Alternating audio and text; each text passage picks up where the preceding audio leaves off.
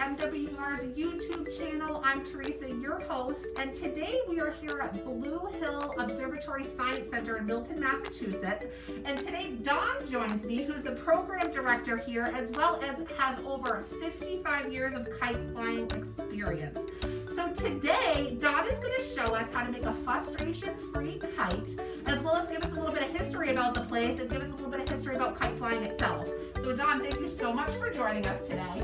Can you tell us a little bit about this picture behind us? So this photograph was taken in 1903 in preparation for an exhibit at the St. Louis World's Fair in 1904.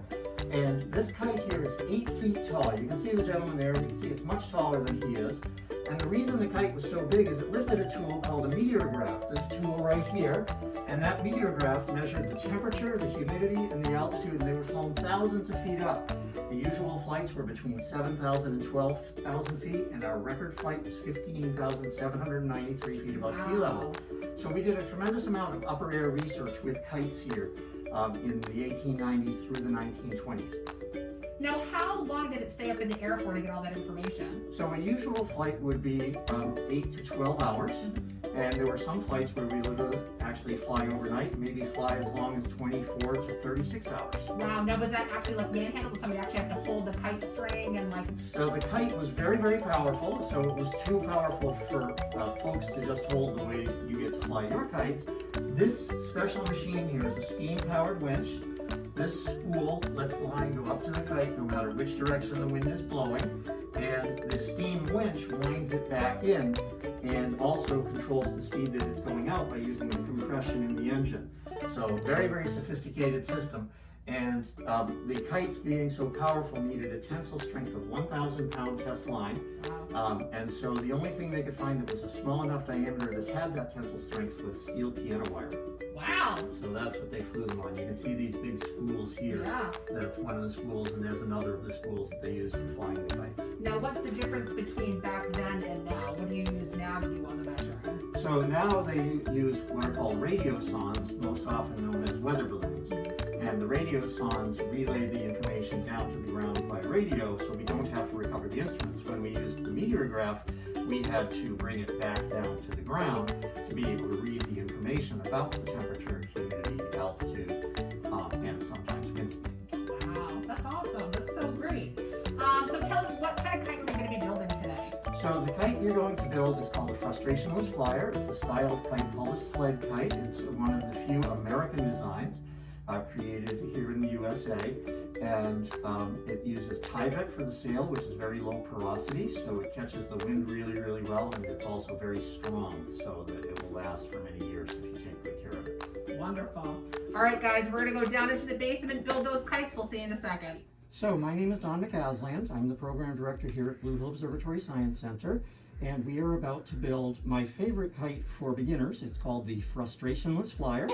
Okay, great. And it is a style of kite called a sled kite. And the reason it's called a sled kite is because the spars, these long black rods, are positioned parallel to each other like the runners on a sled. Okay. So the first step is to insert the spars. You'll see there are 4 holes: lower right, lower left, upper left. Okay. And the distance from this hole to this hole is exactly the same as the distance from that hole to that hole, so it ensures your spars stay parallel. So you just pick up one spar, Put the tip into the end closest to you and then slide it along underneath the kite. Make it come out through the end farthest away and keep sliding until the spars are even with the edges top and bottom. Okay. Then you can do the exact same thing with the other spar on the other side.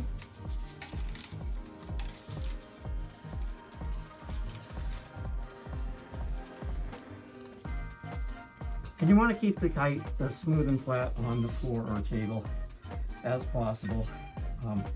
And then this next step, it's really, really important to be done really well. So I'm going to demonstrate once and ask that you just watch and listen. Perfect. After I've demonstrated it once, I'll do it again along with you, Okay. and then you'll be doing it 3 more times. So the length of this sticker is about 4 times the width of your thumb. 1 thumb, 2 thumbs, 3 thumbs, 4 thumbs. More than the width of your thumb, more than a quarter of the sticker, about 1/3 of the sticker. It's going to stick out on the end of the kite spar and sail.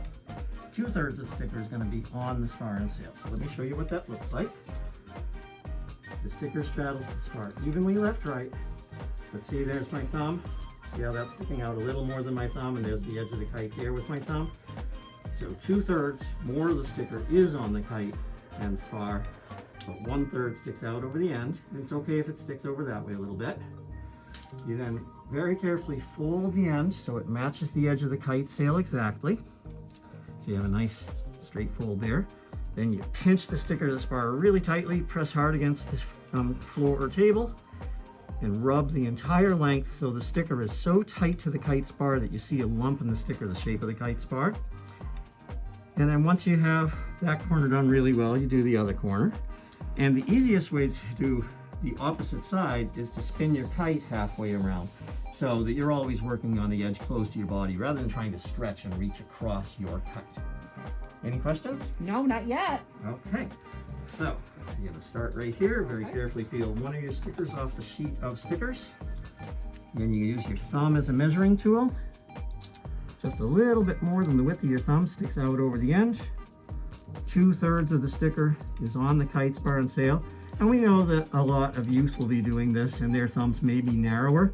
So make sure so maybe a lot wider than your thumb, but make sure there's more on the kite than the part that sticks out over the end. 2/3 on the kite, 1/3 sticking out over the end. Okay, did that. Very carefully fold underneath. And you want to fold nice and square so the sticker lines up. Even though you have this triangle, that's okay. Okay. You want your fold to match the sticker. And then again, once you have it really tight like that, pinch, press, and rub. Get the sticker super tight to the kite spar. Then press the edges down super tight. And then you can work your way around until all 4 corners are done the exact same way. And you can see I am reaching across to the far side. It's not the end of the world. I'm doing it this way so you folks can see it on camera and in person better. But most people find it's easiest to look straight down and see what they're doing. Sort of like what I'm doing here. Now, if children don't do this exactly perfect, I'm saying children because I think I just messed up myself. So, it'll still fly just as great. so you have to take a look. But Am I good? what do you think you messed up on? So I didn't make it even. that's right. But you're close enough. Okay. If the edge was right there, if Yep. you were like 1 spar width farther to the left than you are, I'd Yep. say, oh, you got to redo it. Okay. But in this instance, you don't want to undo the sticker because that'll actually make the sticky not work anymore. Okay. And it's good enough. Okay. Yeah. Great. So it does have a little bit of latitude, meaning you mess up a little bit, it's okay. Okay. You mess up a lot, you might need to start over Right. again. If you do mess up a lot and you need to start over, filament strapping tape is an excellent substitute for these stickers.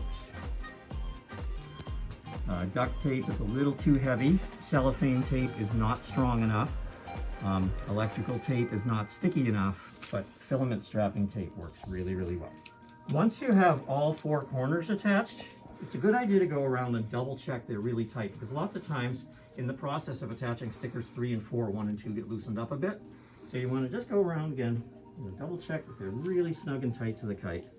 You don't want any dirt or sand getting underneath the corners of the sticker here. So you get it super, super tight. And then if we look at the kite very, very closely, we can count all the edges. 1, 2, 3, 4, 5, 6, 7, 8. So this is an irregular octagon with 4 pairs of equal length sides. The 2 shortest ones, the 2 next to the shortest, the 2 next to the longest, and the 2 longest. So this congruent irregular octagon is this shape so that it faces the wind correctly to get what's called the angle of attack to properly develop lift. You'll notice you have 2 tiny little wooden dowels. This little wooden dowel is called a reinforcement. It makes what's called the bridle attachment point stronger. So you can just take 1 dowel at the moment. Carefully peel 1 of your remaining stickers off the sheet of stickers. Lay the little wooden dowel right across the middle of the sticker so it looks like a moth. The dowel is the body of the moth. The sticker is the wings of the moth. Okay. And then you want to go to one of the edges of your kite, shortest edge there. Yep. Slide the sticker underneath and make the little piece of wood line up exactly next to that shortest edge so it looks like that.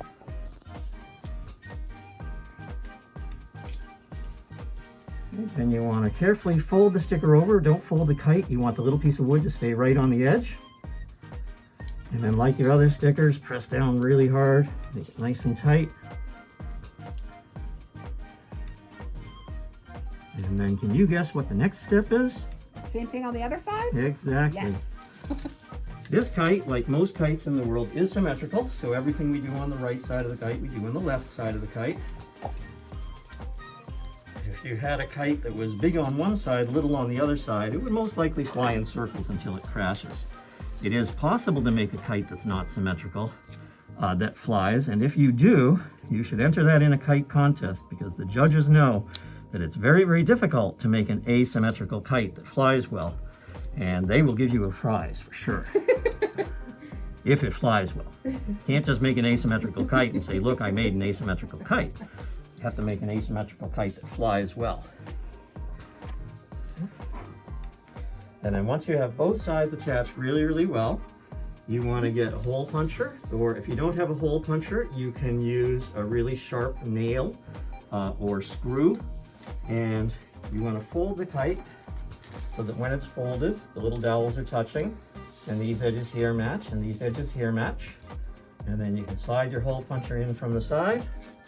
Make sure the puncher's not touching the wood at all. And then you want to make it so it's about a dowel's width away from the wood with the puncher even left, right, and make a hole. Pull it together. This way? Yep. Okay.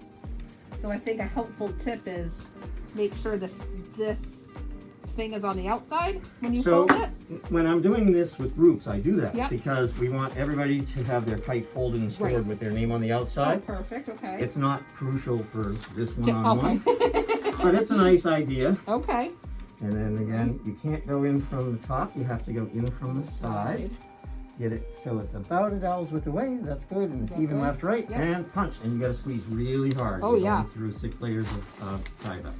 Oh my God. Oh, there we go. Okay? All right. And I will let you know that these hole punchers we're using are on the dull side. That's They okay. are wearing That is out. Okay. So hopefully the ones you have at home will work a lot better. And then we have what's called the bridle. And the bridle, just like a bridle on a horse controls the horse, this Yep. controls the kite. Okay. You're going to take that end there. Okay. I'm going to take this end here. Okay. We're going to measure out a pinky finger length of string. From your fingernail to your hand, pinky finger length. Okay. We then slide that pinky length through the little hole we just made. Okay. And take that pinky length, bring it across to the long length, and twist it into an overhand knot.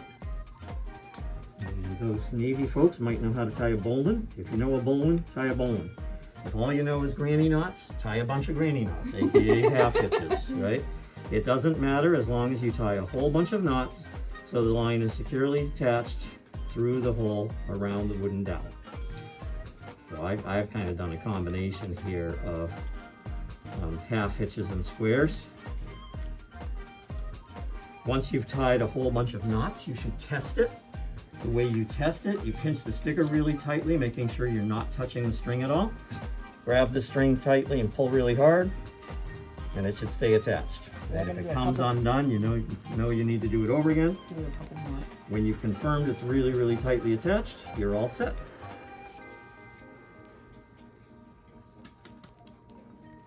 One more for good luck. And I'll show you a trick, because this is something that might happen to folks at home. Good. Tell me Sometimes you say, oh, this is so short, I can't tie another knot, but I want to tie another knot. This is long. Yep. You can twist the long part. See that twist I just made? Yep. Slide it over the short part. Shut the front door! And there you go. You get another knot. Well, you just showed me a trick. That's amazing. Cool. Okay.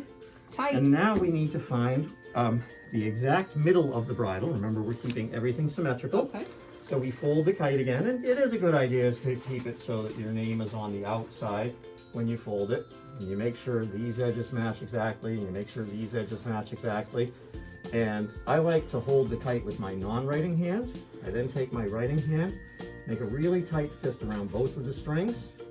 I slide my hand all the way along until the folded tip is sticking out the side of my hand. I then let it hang down, and when it hangs, I double check, yep, those edges are matching, those edges are matching. Pinch right here. You take your fist away, take the string that used to be inside your hand, one single circle around your pointer finger, pull your pointer finger out, twist the folded end in, and you get a nice little overhand knot right there. Pull that loop, double check that the edges are still next to each other. You might have a case where one side's just a little higher than the other side and it kind of looks like this. If you do, pull down hard on the high side and that should balance it out by cinching this knot. And I just did that and I started with an even. So you'll notice now, because I did that, this side is higher than that side. So now I have to pull this side down to balance it out. And then once they're balanced and both sides are the exact same height, then you can pull really hard. So this is a fixed loop, it's not going to move. And now your kite is ready to decorate. Most people decorate on the side that's just plain white. Okay. And then the other side is where you can put your name, built by. And then when your kite flies, it would fly with the name up to the sky and your beautiful decoration here. The neat thing about this kite is it'll fly either way. So if you want the birds to enjoy your artwork, just flip your kite so the name is facing down and your artwork is facing up. Perfect. Now, can you use anything on this type of fabric, or do markers work better, or? Excellent question. This is a material called Tyvek, also known as unbound olefin, and it's very low porosity. So it's not good to use water washable markers or dry erase markers because this is just like a whiteboard. It'll wash right off or wipe right off. So crayons work very, very well. You can use permanent ink markers or acrylic paints that are very lightly thinned. You don't want to use straight out of the bottle acrylic paints because that's a little too thick, a little too goopy. But if you thin them just a little bit, and then make sure when you use your finger paints, for example, that's a kind of acrylics, make sure it's spread out. You don't want clumps of paint on your kite. You want it nice and smooth. And I've seen people do things like have a little thing of acrylic paint, put the hand down and then make handprints all over the kite. That's just one example that you could do. And you could certainly just, do swirls or whatever with the acrylic paints. But those are the things you want to use: acrylic paints, permanent ink markers, or crayons. Okay, great, easy peasy. So your flying line is wrapped into these hooks a couple times. To start, all you do is untwist it from the hooks and unwind a little bit of string, about a foot, not a lot. You take a pinky finger length of this string, go to the loop that's on your kite, and just tie it into a series of knots. So Kind of like what we did before on these ends. Yep, so it says I just did a single overhand there. And if I keep going the same way, then I'm getting a series of hitches. And if I switch, that turns that most recent one into a square. And if I keep alternating left over right, right over left, then I have squares. And squares are a little bit tighter than multiple half hitches. But we're doing so many knots, it really doesn't matter. You can do, 4 to 6 half hitches all the exact same way. That's plenty secure. Okay. You can do 2 squares, which is the same as 4 hitches, but you're alternating left over right, right over left. Okay. That's really tight. Or if you want to practice your knots and tie a bowline or sheep shank or some other more sophisticated knot so that you're practicing your knots, go ahead and do it. As long as you have a good secure knot. Like the other knots, we test it. You hold the handle really tight with one hand, you hold the bridle string tight with the other, pull really hard, make sure it doesn't come undone. Your kite is ready to fly. Yay! Now today is a very, very windy day. And on windy days, you have to be extra careful that your kite doesn't crash and dive into anyone. So whenever you're flying a kite, it's very important to stay as far apart from other people as possible so that your kite doesn't hurt them or tangle. If you do happen to be in a group flying kites together and your lines do cross, you walk together, and when you walk together, the tangle will travel down the string to near your hands. You can then figure out, oh, I'm over you, I'll just go under you, and now we're untangled. And if one kite happens to be flying that way, and one kite happens to be flying that way, and you were crisscrossed, right? All you have to do is the person who's flying that way walks to the right, and the person whose kite is flying to the left walks to the left, and now you're really far apart because your kites are a little bit apart and your bodies are further apart. So that's some good techniques to just make sure you don't tangle too much and what to do if you do get a tangle. Perfect. And if your kite starts swooping and diving a lot, you can add tails to this kite. It doesn't need tails, but we'll show you how you can attach tails, and we'll do that outside. Perfect. Showing how the kite flies. Great. So when it's really windy and your kite's diving and darting and not flying steady, you can add a tail to help fly it more stably. And this is surveyor's tape, which works really well. You can also use crepe paper party streamers, or you can even just have a piece of string that you attach little chunks of paper to add extra drag, or really fuzzy yarn can even work, a really, really thick yarn. You want it to be at least 2 fathoms long, so you can see I have this folded so it's 2 fathoms long. And you take one end and you go just above your spar. You can take that end, I'll take this end. You just slide it underneath the spar between the hole and your sticker. Okay. And then just tie a single overhand knot because you want to be able to take it off when it's light wind. You don't want the tail on it because the tail might hold it down and prevent it from flying well in light wind. Okay. So you just do a single overhand knot, Okay. like that. And now for traveling, you can hold your kite with the tail inside. Just kind of fold it up like that. Make sure your name's on the outside so that everybody knows this is your kite. Take the flying line. Wrap all of the line onto the handle and continue wrapping until the handle's really close to the kite like this. Twist the line into the hooks a couple times. Okay, I did too much. I'll go back a little bit. Just twist it into the hooks a couple times. Put the handle on the side of the kite that doesn't have the name. So see, name is here. Handle is on the side of the kite that doesn't have the name, and then you can roll it up like this. And it travels really well. So that's how you travel with your kite. Alright. I'm going to grab mine to demonstrate what one of these without a tail on windy days flies like. Okay. And you're going to show yours Great. with the tails. Alright. So we are ready to go fly a kite.